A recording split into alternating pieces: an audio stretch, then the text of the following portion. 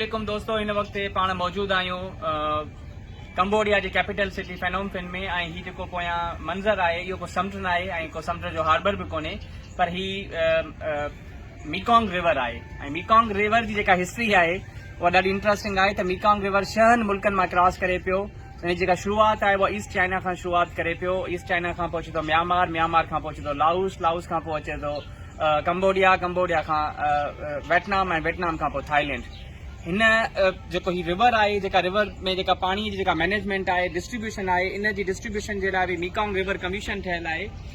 ऐं ॿिए तरफ़ ही जेको दरियाव आहे, ही जेको तव्हांखे समुंड जो जेको लुक ॾिए पियो, जेको हिकु हार्बर जो लुक ॾिए पियो, जेको सॼी हिन 6 मुल्कनि जी जेका इकोनॉमी आहे उन उन उन उन ते डिपेंडेंट आहे ऐं उहा हलाए पियो। इवन काफ़ी जेका हिन ख़ासि तौर ते साउथ ईस्ट एशिया जो वॾे में वॾो जेको ही रिवर आहे उहो पंहिंजी फुल जवानीअ में हले पियो।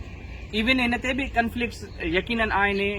साउथ चाइना ऐं लाउस जेको आहे उन ते डैम ठाहिनि पिया, पर उहा जेका मीकोंग रिवर कमीशन आहे उनखे ॾाढो ख़ुशि असलूबी सां शयुनि खे रिज़ॉल्व करे पई।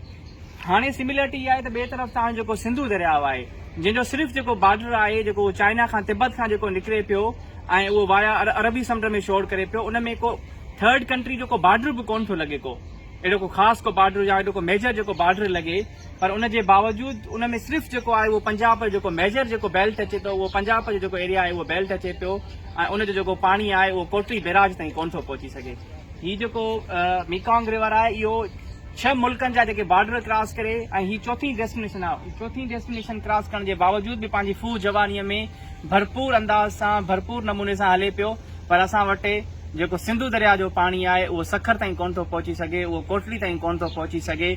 ऐं उनजी जेका रेगुलेटरी जेका अथॉरिटी आहे इरसा, उहा सूबनि जा जेके हक़ आहिनि, जेको लोअर स्ट्रीम जो जेको हक़ आहे, जेको डेल्टा जो हक़ आहे, उन ते कंहिं बि क़िस्म जो जेको सूबनि जो जेको हक़ आहे, जेका उन ते जेके कानून आहे उन ते अमल करण जे लाइ तयारु कोन्हे। इवन हिन ते चाइना ऐं लाउस बि हाइड्रो प्रोजेक्ट्स ठाहिनि था, पर उहे कंट्रीज़ पाण में वेही करे उन मीकोंग रिवर कमीशन में वेही करे हिक ॿिए सां हल कनि पिया।